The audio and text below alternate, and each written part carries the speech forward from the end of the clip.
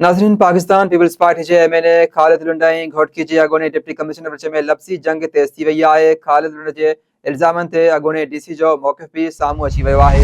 अहम ख़बर आहे, गुज़िरियल ॾींहुं WTN ते ख़बर नशर थी हुई त MNA ख़ालिद लुंड घोटकी जे अॻूणे डिप्टी कमिश्नर सैयद मोहम्मद अली ज़ैदी ते हथियारनि जा लाइसेंस विकिणनि, अख़्तियारनि जो नाजाइज़ इस्तेमालु ऐं ॿिया संगीन इल्ज़ाम हया हुआ, जंहिं ते वज़ीर आज़म सेक्रेटरिएट डिप्टी कमिश्नर ख़िलाफ़ जांच जो हुकुम पिणु ॾिनो हो।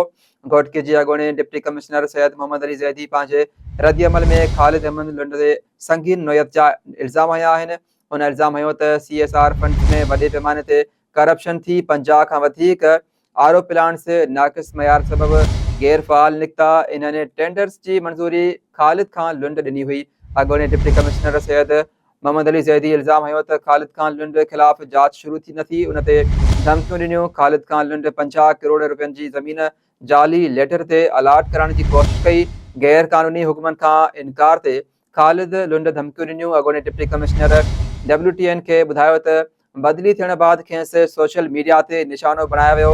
ख़ालिद खान लुंड जे तरक़ियाती मनसूबनि में बदउनवानी जा सबूत मौजूदु आहिनि। इदारा शफ़ाफ़ जांच कंदा त सभु पधिरो थी वेंदो।